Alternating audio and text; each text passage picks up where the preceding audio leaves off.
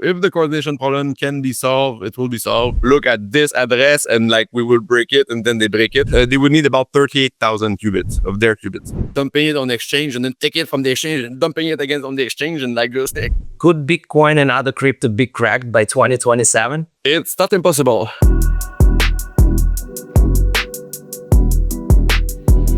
My guest today is Pierre-Luc Dallaire-Demers, a quantum scientist and the founder and CEO of Pauli Group, a company on a mission to secure digital assets from quantum computers. We talked about the potential Q-Day, recent developments in quantum computing, governments and future tech. But before we get started, I'd like to invite everyone to join me at Bitcoin MENA, the biggest Bitcoin conference in the region. The event will take place in Abu Dhabi at the EDNEC Center on December 8th and 9th. It's a great chance to meet Bitcoiners from around the world, hear from leading voices and learn something new. I'll be speaking there too, and would love to meet the CryptoSnake community in person. Use my discount code CryptoSnake for 10% off all tickets. I'll see you in Abu Dhabi. Hi Pierre-Luc, thanks so much for joining me today. You're a quantum physicist with almost 20 years of experience. And this year's Nobel Prize in Physics went to scientists who showed quantum effects like tunneling and energy quantization in actual circuits, which basically laid the groundwork for modern quantum computers. For someone hearing about this for the first time, how would you explain why that discovery matters? Oh, wow.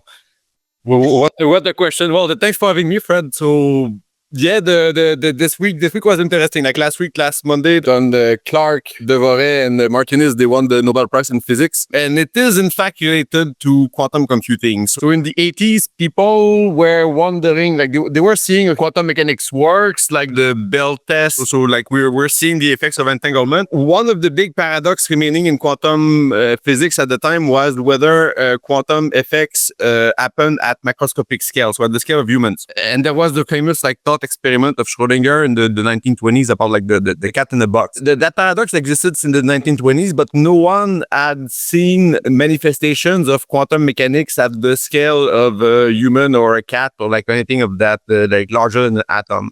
So the question was still standing. And in the 1980s, Anthony Daguerre, that guy got a Nobel Prize for his explanation of superfluidity in helium-3 in the 2000s. But in the 80s, like he was thinking, okay, is there a way we can demonstrate quantum mechanics at the scale of things we can see? And he came up with the proposals of using small superconducting circuits, which we know like the superconductivity when like many electrons, they essentially through interaction, they kind of behave as one big collective body with no resistance. In that state, they kind of behave as a pure quantum object. But to see superposition and to see a quantum cat, if you want, in superconducting circuits, there had to be experiments done showing quantum effects like in those circuits. And that's what the Nobel Prize was attributed for. So Clark, Devoret, and Martinez, what they did in the 80s was create essentially the same circuits as the simplest qubits as we have. So like it was a phase qubit, basically like one of the very, very, very first. And they were able to see it tunnel between two macroscopically different quantum states. So like the circuit was like in some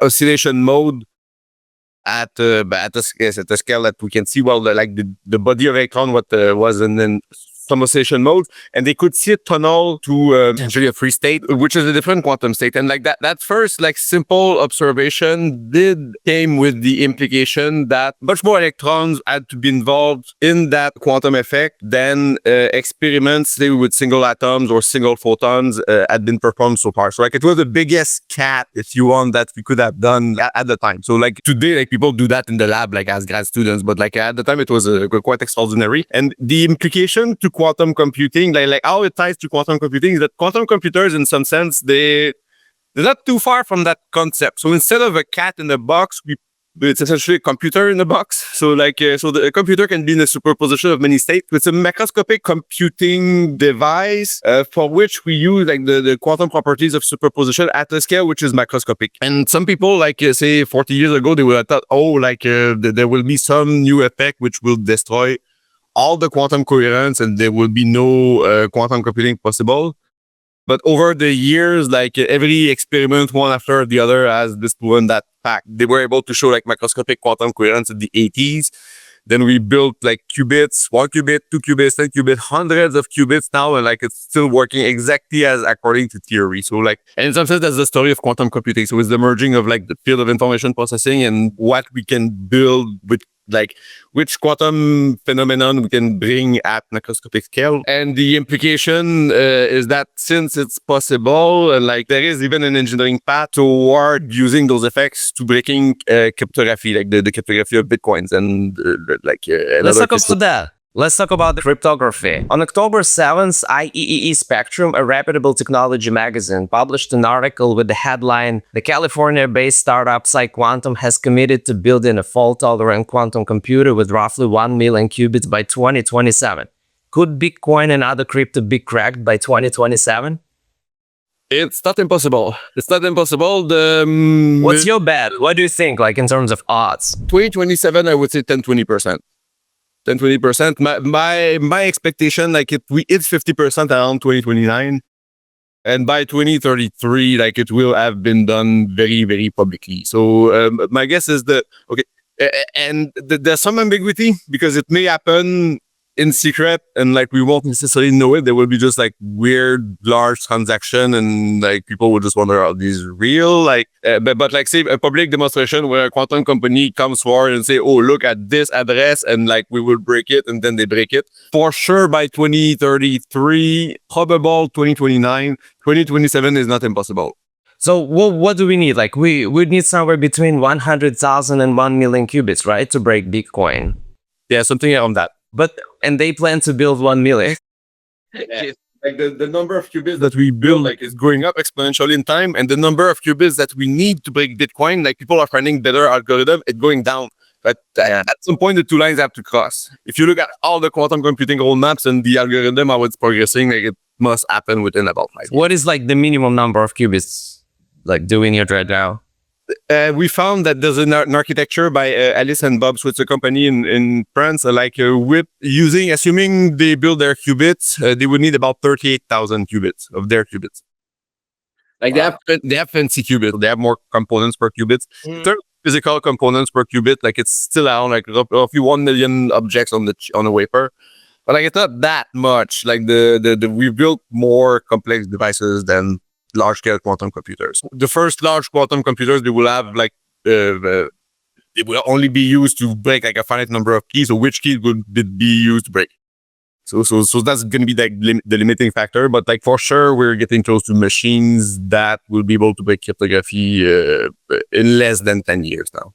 Who is leading? PsiQuantum? What do you think about like PsiQuantum overall? PsiQuantum is very ambitious. I'm looking forward to seeing like the specs of the large machines. So like they have a good shot. They're all very good actually. Like IonQ is good, Google is good, IBM is good, Alice and Bob is good. I would not be able to say who will win.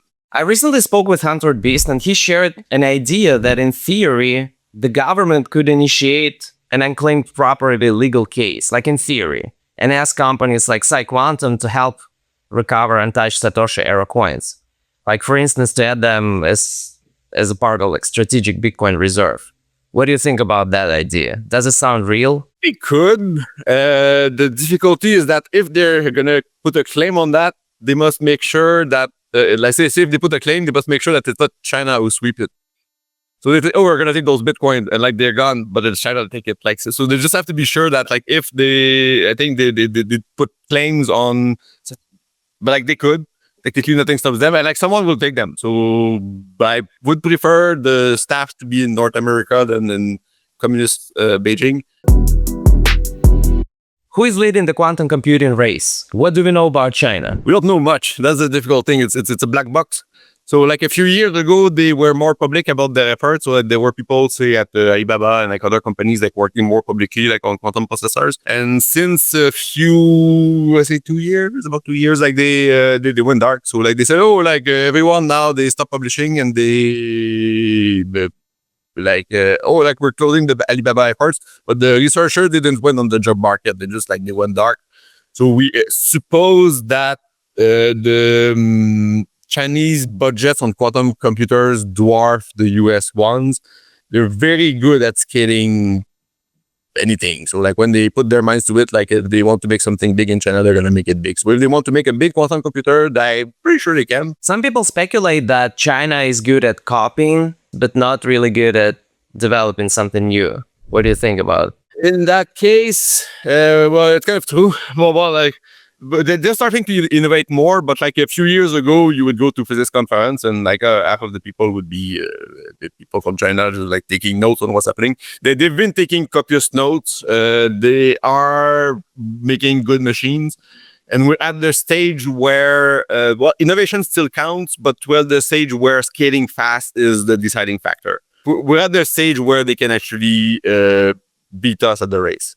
It's not impossible. And on your post-quantum money group on X, you posted this: CCP giving a quantum computer to North Korea, along with the famous meme of a monkey shooting an AK-47. Do you really think it's possible that the CCP could give a powerful enough quantum computer? Let's say they build it. Do you think it's possible they can give it to North Korea? Physically, I'm not sure they will move it there. Like, I don't know the relationship between them. I mean, there is a speculation that Russia helped North Korea with nuclear weapons, right? Do you think China can help them to build a quantum computer? They could. They can also just give them access to, like, tell them, hey, like, guys, what do you want to, like, break stuff with it, and they just like take the blame, or like they can play the blame game, because the attribution game will be difficult. So like when the Satoshi coins move and they move to some address, like how do you know who moved it with which intention? Like it's almost impossible if they don't see it. I hope they have better use than that. Could they do it? Like North Korea, I don't think they got to nuclear weapons by themselves. Yeah, they did not get to nuclear weapons by themselves. Yeah. They're tactical allies to China. So what about other countries? Like we talk about the United States, we're talking about China. Are there any other players? What about Europe? They're a bit late. So the Americans, they really started going to large fault-tolerant machines like around, like publicly around 2019. Some people speculate around 2016. So they've already been going at it for like 10 years. Whereas in Europe, like they were looking more at building like making near-term machines more useful. So they were focused on the wrong technological path. Whether it was on purpose or not, like it's a matter of debate. With now, since 2022, they are accelerating toward large alternate machines. And like there's a lot of collaboration between Europe and North America, like on the topic. Even there was collaboration with China, like up until like a few years ago. Europe has so some of the top scientists like on the topic, they will have fault-tolerant quantum computers. Do they have a chance to be the first? Yeah, it's gonna be difficult. Like my favorite one is like Alice and Bob in France. I like them. It's a good startup. They're really, very, very good. They may have a shot, but like they're up against like extremely well-funded players. Like in Russia, like Russia is not too much in the game. Like and like what happened mostly is like after the collapse of the Soviet Union, like there were like paperclip operations. Like the Americans did not wanted too many nuclear physicists going rogue in Russia, so like they just went around and like got all the top physicists and they brought them all to the US. What happened is that like the large swaths of like quantum computing theory was actually done by Russians in the US. So say if you take Kitev or Bravi or like there's like some of the top scientists, they're just over there. So that's how they ended up building the American program. And Russia did not pick up on quantum fast enough. So they have some small efforts, but they don't have efforts large enough to be competitive, at least not for cryptanalysis in the near term.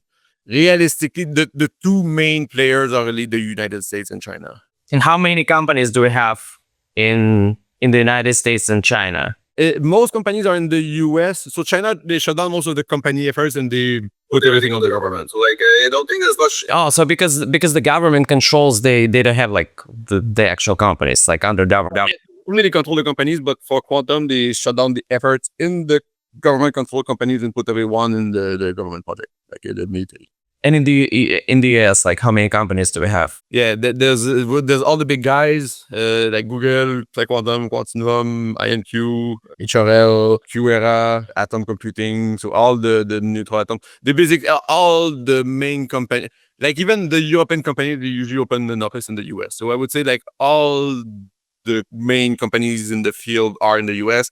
depending on how you count, like I would say between probably like 10, 15 to like 50, 100. What goals do they have? Do they compete with each other, or they really like have different missions? Some compete against each other. So like I would say the big ones, they kind of compete like toward who's going to have the best technology. It's going to be, are we going to scale superconducting qubits, ion traps, neutral atoms, or photonics? At some scale, they're competing for the first large quantum computers because there's going to be budgets for that. So like there's going to be, say, government's going to purchase a few large machines. They're not going to purchase all the big machines. They're going to pick a few. So like there's competitions to get there. If you zoom out sufficiently, like people are still collaborating in the sense that like in 30, 40 years, like we will probably get very different technologies. So is it going to be an hybrid of all these different technologies mixed together, like with quantum networking? And we're already starting to see some fragmentation, like you say, IQ are starting to focus out on quantum networking part. And the networking part is going to be important because a big quantum computer is essentially a local network or smaller quantum computers. And like when we have large quantum computers like network together, like we'll get like a quantum internet and like new types of protocol. So that there is a long roadmap in which like everyone is doing useful work in some respect, like to the future computing technologies. For the investors like BlackRock, they back PsiQuantum, right? It's more like a long-term investment. How can they make money like in the near future? Someone is gonna go after Bitcoin, Satoshi's Bitcoins. Yeah, that was a speculation because that's probably the easiest way, right? To kind of like make profit. In the near term, maybe, and like there's a coin like in principle in the US, let's say it's legal to like take the coins. Like we may be in a situation where the coins will be taken by companies and like a fraction of it will just be in legal fees to justify the whole thing. I understand the Satoshi part, like the Satoshi coins part, but like generally speaking, as I understand it, a quantum computer isn't something regular people can buy or rent, right? So it's similar to SpaceX, which operates under header regulations. Do you really think governments could steal Bitcoin from active wallets, like, you know, from just individuals? We're talking about the United States, not China. In the US, I don't think in the US people there would be pushback, but say another country in the UK, under say a Labour government in the UK, yeah, sure, I can see Labour people doing that and saying, oh, it's for the good of the people or like whatever. It's no, it could happen, or say China could do it. China hates Bitcoin, yeah. Yeah, well, if they had Bitcoin, they could do it and just like start like dumping it on the exchange and then take it from the exchange and dumping it again on the exchange and like just keep going. So it depends on the intentions of the different people. And for quantum, like access will be restricted to some degree, but like the companies building it, they really want a real commercial sector. So like they want a real industry. So people will have access to quantum computer one day, and even the large one. We have to think, say, if like students and universities have some access to large quantum computers in like 10, 15 years, if Bitcoin has not been upgraded, like some kids somewhere will wreak havoc. Like it has like. It's kind of the human nature. Like if they have that power and they're just sitting there, like someone's gonna break it. So that's why it's important to upgrade it, because I think by the time that people like that, the normal public has access to the machines that can break cryptography, everything has to have been upgraded, because there's just gonna be a form of vandalism essentially, like using the machine. So.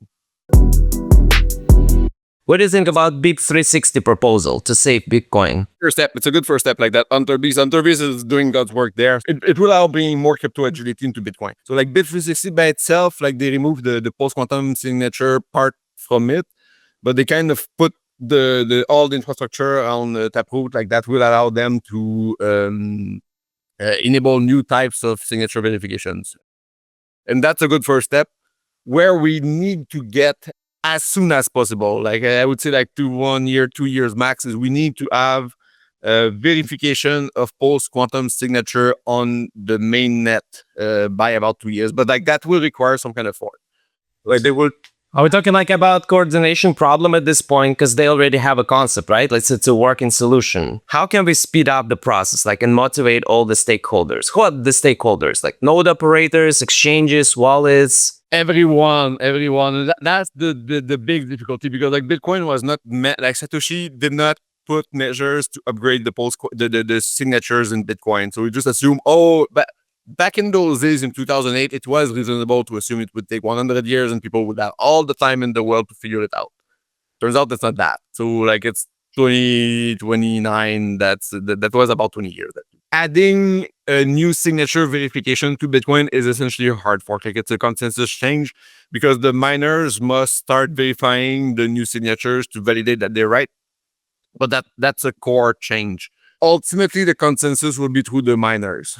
So like on the software side, on the user side, the node operators, well, the node operators will need to upgrade, but like if they're not doing the mining, ultimately they don't really choose. So with Bit 360, what could be the steps? Like first the soft fork, right? That's what Hunter proposed, but eventually we'll need a hard fork, right? Yeah, it's necessary, and that's the difficult part, because there will likely be many hard forks. As we get closer, the only good strategy will be to have people communicate as much as possible on the topic, because like it's essentially we are doing it. It's a form of 51% attack on Bitcoin, but like to inject a verification of post-quantum signature, we must have more than half of the network believe that it's time to start verifying PQC signature, which is essentially an attack. It's a form of attack. Otherwise, we can be in a situation where, say, everyone, or like the worst case is everyone creates their own soft fork, and we have the 21, like we have the 10 million soft forks, and like then like that's as much as a problem as before. So like the difficulty is keeping the number of forks as few as possible. Like some of them would just end up being airdrops, like when there was a Bitcoin Cash. But at some point, like one of them, the people will consolidate on one of the forks. Like we don't know which one. So like it's pure. In the event of hard fork, everyone should move their coins, right? To the new chain. Yes. So it's not going to be 21 million coins anymore. As William, like my developer, is saying, like if there's only 21 million Bitcoins until people disagree, in which case it doubles. I think the community will consolidate around one main fork after the fact. So like if we fast forward to 2035, a lot will have happened in between now and then. But by 2035, most of the community will have converged to like one main fork. Which one, we don't know. There's going to be some amount of drama. There's going to be like, there's open questions, and there may even be like, it may even depend on future quantum attacks, which may be quantum events, which are unpredictable. So like maybe people may throw dice in there, like in the future, and we don't know like the full game. Maybe we start forking early, but then like if people start selling, it may undermine the forks. It's gonna be difficult. There's no. How long would it take? Like the whole process? 5 years, 2 years? The full process itself, I think, will never be complete. So or it will be completed by quantum computer. So like some people like lost their keys, so like it will never move. Some people are deceased, so like they will never move. So some of the address they will be moved by quantum computers because the keys are exposed, but the people lost them, so like someone else will move it for them. Some keys are just completely lost and then they will never move. What's important is to get like the main infrastructure to move. So say the ETFs, or like the strategic, the national reserves, or the exchanges, like all the super big wallets, which if they get hacked, like you get like a minus 80% candle. Like so everything which if it's act as too much volatility, if those people upgrade already, we're good, because then we already mitigated most of the volatility. And I think that part of the upgrade can probably be done in like a year or two, like at most. Is it fair to say that big players will kind of like dictate the rules? Not dictate, but like push for changes? We would hope, but we must prepare that they don't know either what's gonna happen. So we would hope that they will push for it. For sure, they're aware of the threat. They may not feel responsible for doing it themselves, They will very likely act, and my guess is that they will like the big miners, ETFs will probably be the ones who end up deciding which is the winning fork. Maybe the ones who design the fork, maybe not, but will they be the one who decides like which one ends up being the main fork? Probably just because of the capitals involved. Like if they say, okay, we're moving everything there, then that's it. What's your bet? Do you think the community will be able to save Bitcoin long term? It's possible, but it's not guaranteed.